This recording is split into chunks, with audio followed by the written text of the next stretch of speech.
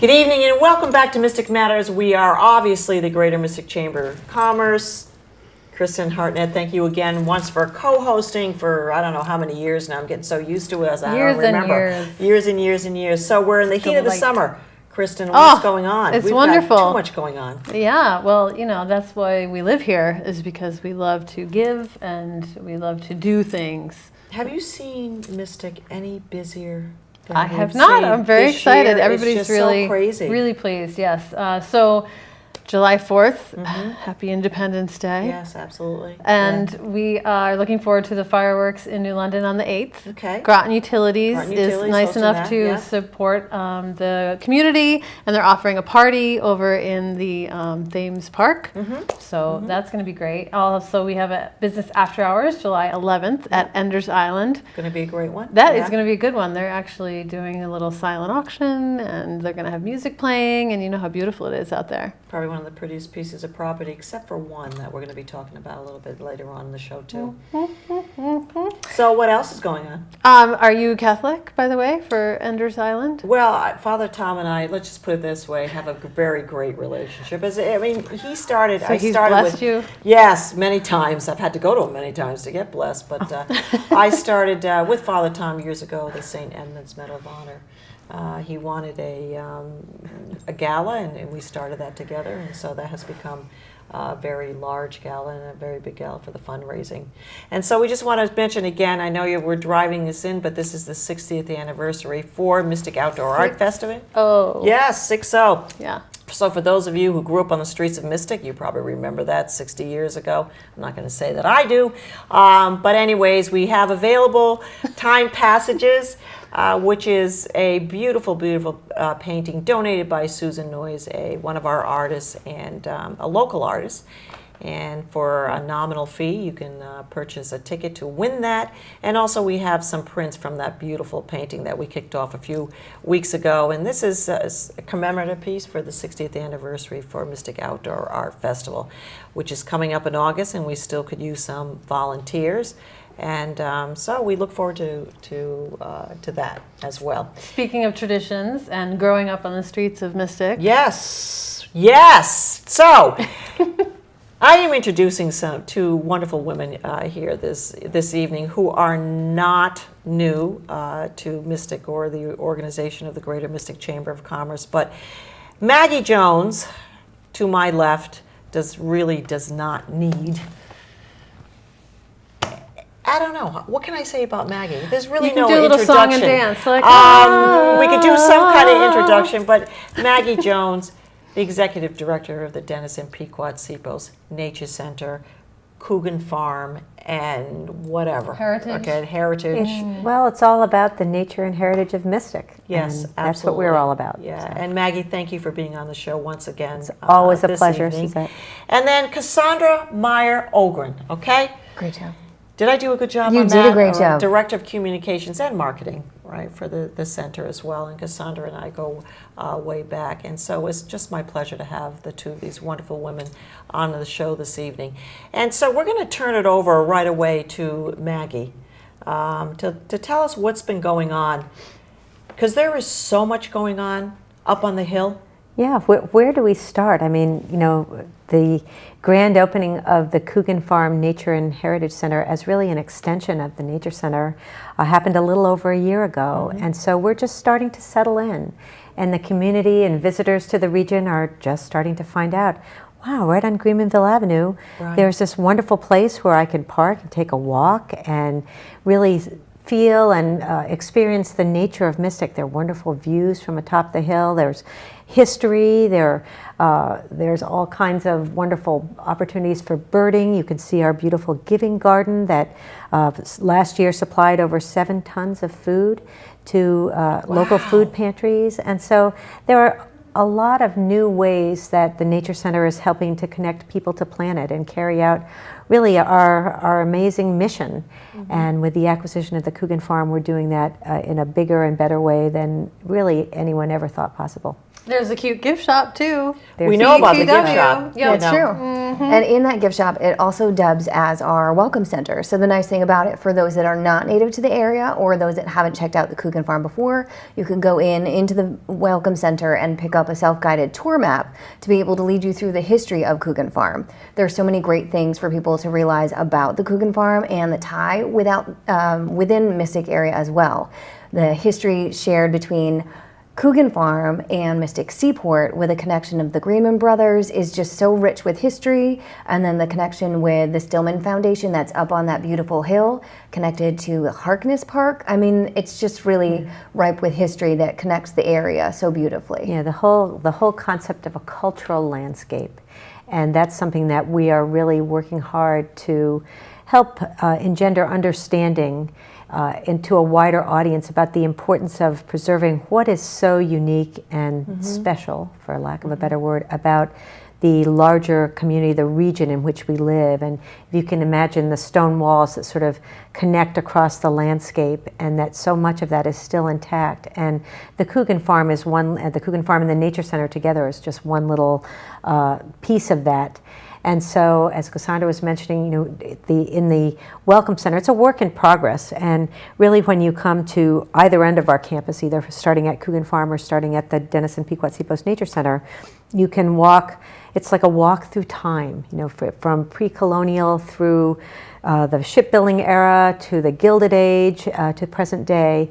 And there are lessons to be learned if the stones could talk. So we've interpreted some of that for you, and we have wonderful trails, and we have over 10 miles of interconnected trails around our facilities. Much of it is Avalonia Land Conservancy property and Denison property.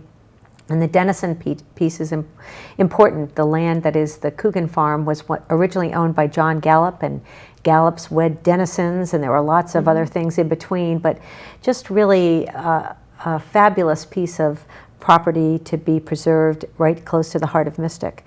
So you can take a walk, and we have a nicely marked trail to go from one end to the other. You can park on Greenmanville Avenue and walk over to the farmers market if you happen to come on a Sunday, or you can visit our Welcome Center at Coogan Farm and then take a walk over Pequotsepos Brook and end up at the Nature Center and visit our birds of prey and go pond dipping, or join a walk, all kinds of. It's a fantastic view up on that hill. And Well, that's why you were talking about the pieces of property.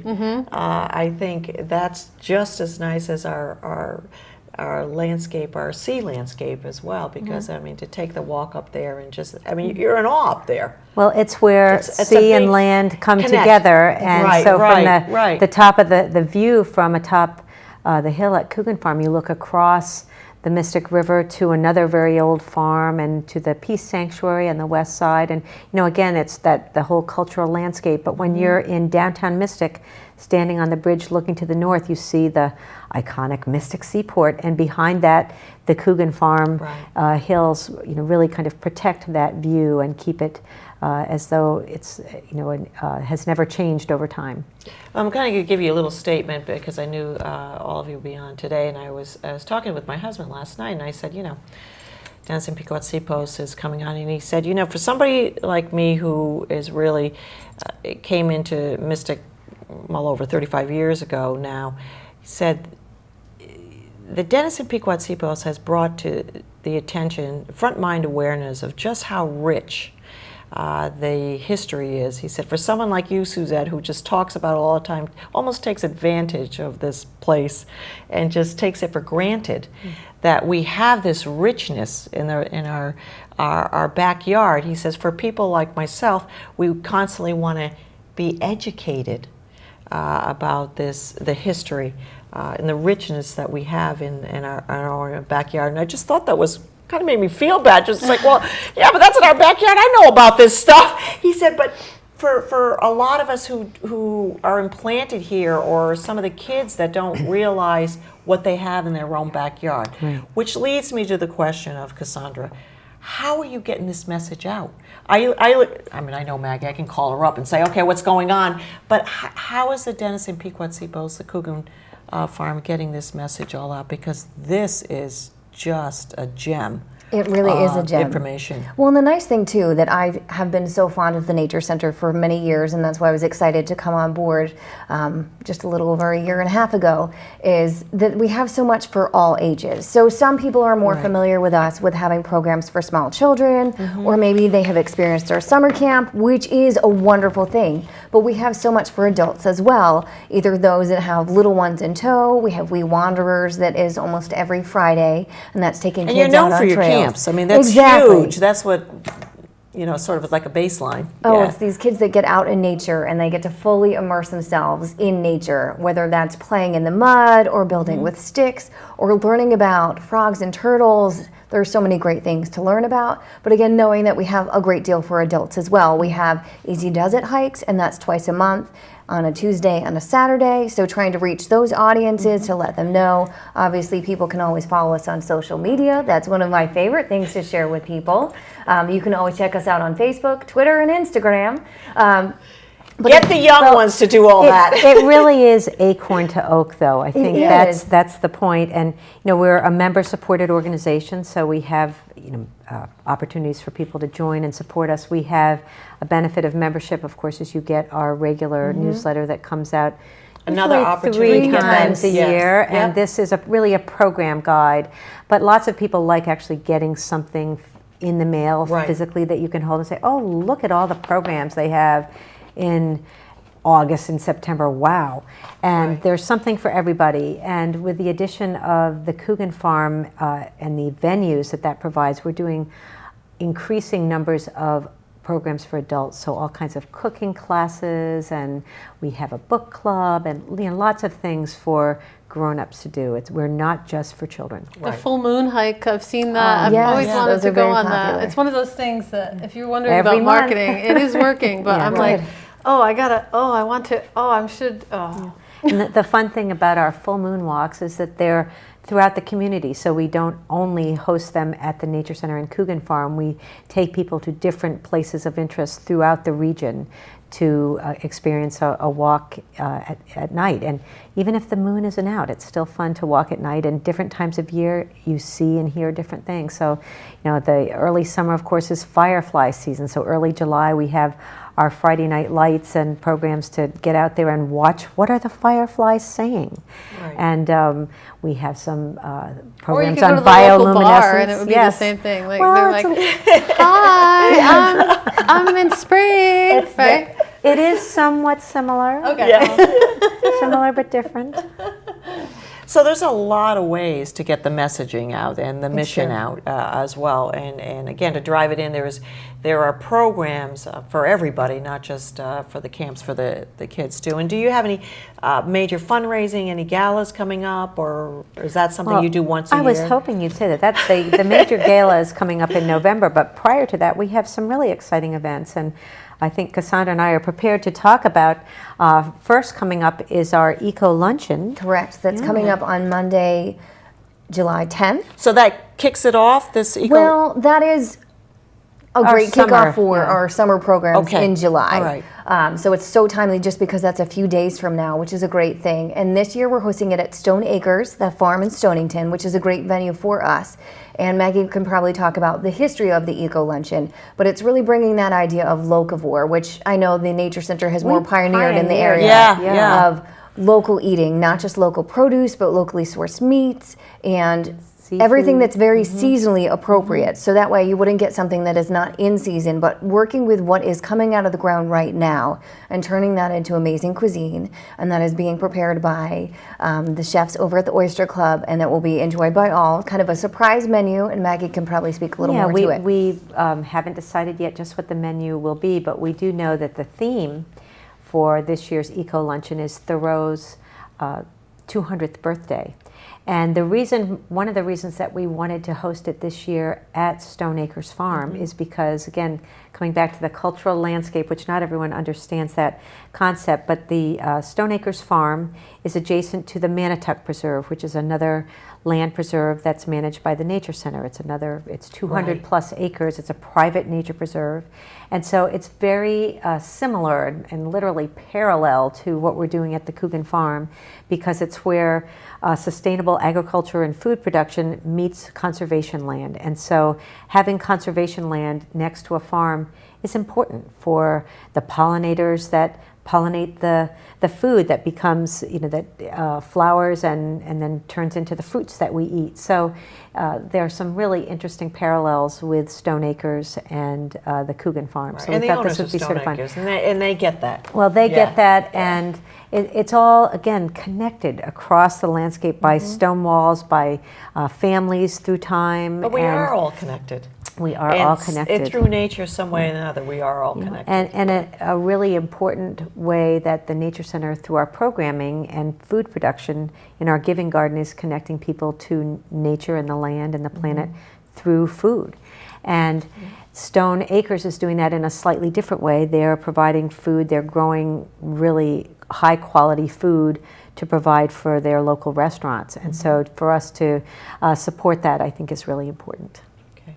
Now, is there a message as far as the dangers of what's happening to nature? I'm just thinking about the proliferation of, say, ticks or, things like that are happening because we're not taking care of nature. Is there something that we can do, or something that's happening in this area specifically? That's a really loaded question. That would be the topic for an entirely Yeah, I separate was going to say, program. when you brought that up, I'm to, thinking to myself, uh-oh. But absolutely, as But- the area's really environmental organization with a fairly broad scope, we're always addressing issues such as climate change and invasive species and different things like that. Of course, Miss Optimistic, I always like to focus on positive things, but the negative things are important to look at too, and finding balance in all things. Well, and also to find a way to make that a positive.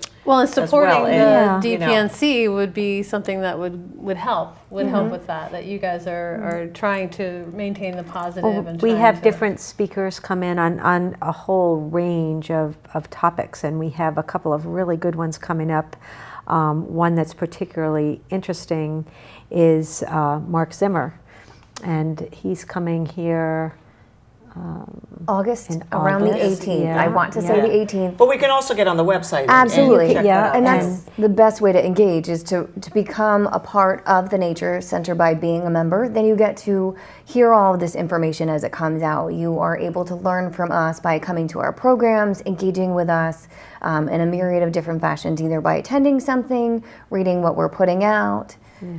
I'm very excited about his program. We had him last year, and it was so good. It's like, oh, we've got to have him back. And last year we sort of timed it with fireflies, because he talks about bioluminescence and sort of harnessing that for curing diseases. And in particular, in fact, I've even seen advertisements on television now about how we're realizing the applications that using bioluminescence or organisms that produce it is having applications now for treating diseases, including things like Alzheimer's disease. And he gives a powerful presentation and explains how he got that notion and how it has now evolved into something that's really groundbreaking in science. So that's going to be a wonderful program. We have programs, we have camps, we have walks, we have luncheons. This luncheon now, is this one of many?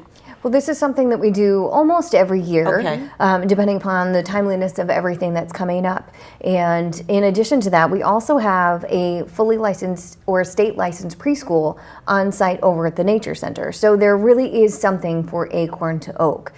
We I have. love that acorn to oak. Isn't that I mean, great? I don't know, did you think of that, Maggie? Well, it's not it's others have thought of it in the past, but it is Right, but it just an says it- iconic saying. Well, it fully demonstrates really what it is. Exactly, because We live it every day. Right. Yeah. As I'm listening to the both of you, and I'm thinking to myself, okay, I'm adding now the component of the preschool.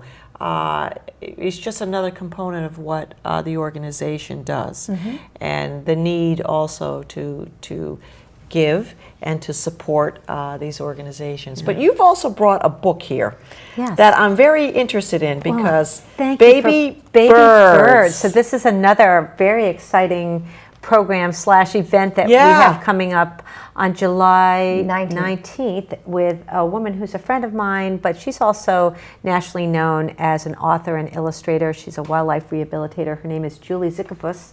And this is her latest book, and Beautiful it's book. just spectacular. I mean, she's been a wildlife rehabilitator for many years. She writes for Birdwatchers Digest, and she's quite a character. And so I'm so excited about her coming to the Nature Center to do a talk and a demonstration. And Is that book available at this book is available okay, at yeah. both the Nature Center and Coogan Farm shops, and we'll have copies for sale when she comes to do her She'll do a book signing signing too, yeah. and talk about what she does. And she is, to say she is a colorful character is an understatement.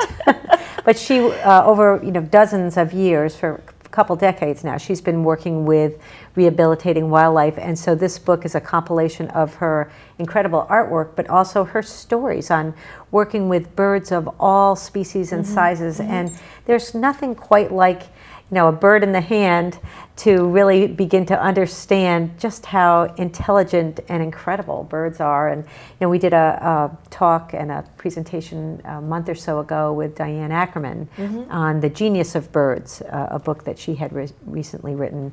And that was really eye-opening, I think, to a lot of people that attended, just how important birds are. So the Nature Center has always been all about birds.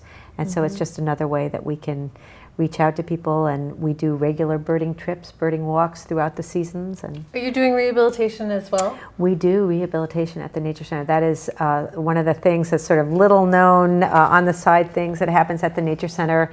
It's been a very busy weekend for us, and prior to that, a busy week, month. I mean, it's the spring season was incredibly busy. That was very busy for and you. then the summer Yeah. season now is the time. There are lots of baby birds around, and so there's an education component to, if you find a baby bird, what do? You leave it there. You put it back. But things often have a more complicated story. Like turtles are always turtles, crossing the yeah. road now. And Well, I picked back one in, up. back in June, Yeah. turtles were crossing the road. All All the time, turtles in yeah. Connecticut lay their eggs in June. So right around the full moon in June, turtles come out. What, do they get a aquatic permit turtles. and they have to, well, like, there's do it in June? Well, actually, it's well, the temperature. yeah. it's Right, the it's the daylight, seasonality yeah. and whatnot. Right. They're very programmed to really be in tune with the environment in ways that humans are not quite so in tune as we used to be. So turtles come out in June, lay their eggs, and all baby turtles hatch in September. So we see another wave of turtle activity usually in late September, although much of it you don't see. It happens underground, and depending on weather and rain and other factors, those babies may just stay underground all winter. And then sometimes in June and throughout the summer after rain, you'll find little turtles wandering around that have just found their way to the surface or looking around for a place to spend the following winter. So Do people call you and every day. What is the process, Maggie? Because that is actually a conversation that I've even had with people. I always say put them back, but the animals back. But what is the proper way to handle that? What kind of call? Who are you making the call to if you see a bird in distress? So if somebody calls the Nature Center, our staff is well trained to ask the right questions. So if it's a baby bird that has fallen out of the nest, for example, that's one of the most common. The question is, does it have feathers? Are its eyes open? And are the parents around? Well, yes. And yes, well then leave it alone, go away, keep your cats and dogs indoors. It will be fine. There's always a period of anywhere from 24 to sometimes 72 hours before that bird can really learn to fly or climb and get away. So that's the most difficult time for young birds in particular. And the same with baby mammals, things like little bunnies. Folks, when they mow their lawn, all of a sudden they realize, oh my God, there's a rabbit nest. Quick, I'll bring them all to the Nature Center. And we'll say, no. But are their eyes open? Do they have fur? Yes. Well, then leave them there. Keep your dog inside, go away, the mother will take care of them. And really, nature is resilient, and it doesn't matter if you picked one up, the smell is not going to deter a mother from taking her baby back. That's another fallacy. Yeah. Speaking of birds, Yeah, we do have a little bit of a surprise. We just kept for the end because we fifth don't want guest. to. We do have another guest that Maggie's going to few minutes Speaking of rehabilitation. Yes. Yeah. And Maggie, we've got about Time just flies. 3 minutes here, so we Yeah. really want to, oh my gosh. So this is sort of fun. This is one of our recent Beautiful. rehabilitation birds that is going to become a permanent ambassador at the Nature Center, if you will. We have lots of owl ambassadors, and it's been several years since we've had this particular species as an ambassador. This is a little saw-whet owl, our smallest owl in eastern North America, and he was hit by a car in Ledyard, and you can see how his left eye is a little discolored. You might be able to see that. He has a broken wing, which healed, but not well enough for him to fly. So he couldn't survive on his own. And he's the Little Colonel is his name. He was found on Colonel Ledyard Highway, and it's Cleo for short. So he's a big hit. He's just So his name is, Cleo. So what does he eat? A lot of people ask that. So he eats a couple of mice a day.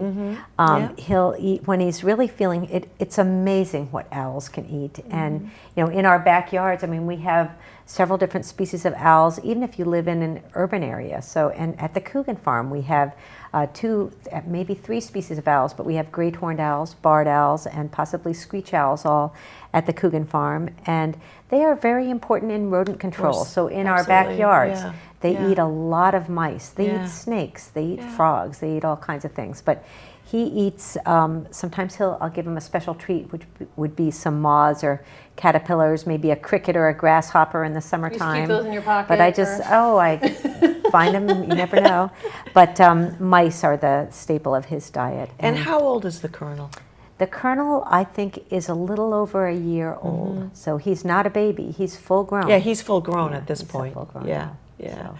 He seems fine. Maggie. Yeah, he seems very content. I think he's Is loving the attention and the light. And he's got his eyes closed. He's doing okay. He's like, I always wanted to be. He's doing great. He's probably doing I always wanted to be on Mystic Matters. So Cassandra, there he is right there. Just wrap it up a little bit, and because we only have a couple more minutes, just to get out. We're delighted to be here and to be part of the chamber. It's such a great thing for us as Partnership. as a partner here in Mystic to have this as a great wealth to be able to band together and help get the word out. So this is a lovely thing. Over at Coogan Farm as well as the Nature Center, we have many programs that are coming up. We are still very active throughout the summer, so if people would like to join us, please visit our website at dpnc.org. You can sign up for our email blast there. You can become a member, find out about the different programs we have coming up, like our Baby Birds book signing and our Eco Luncheon, just to name a few. Thank you, Cassandra, very much. And Maggie Jones, always a pleasure. We go back a long ways, and thank you for all you do. Colonel, Thank you. come back and see us again, and we look forward to that next visit. Thank you. We are the Greater Mystic Chamber of Commerce, Mystic Matters. Good evening.